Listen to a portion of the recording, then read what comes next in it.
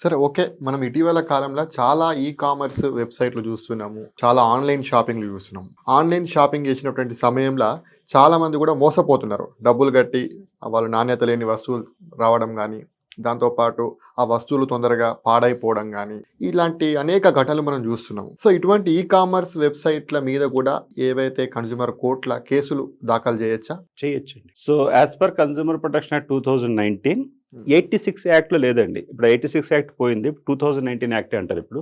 దాంట్లో కామర్స్ మీద కేసేసే ఫెసిలిటీ ఉండేది కాదు.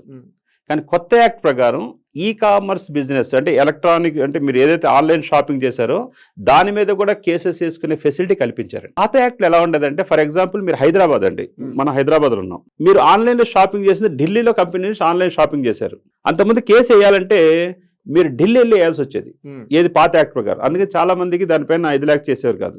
కానీ న్యూ యాక్ట్ 2019 యాక్ట్ ప్రకారం ఇప్పుడు మీకు ఎలా కామర్స్ బిజినెస్ మీద కూడా మీరు ఎక్కడి నుంచి అయితే మీరు పేమెంట్ చేశారో ఇక్కడ మీరు కేసు వేయచ్చండి.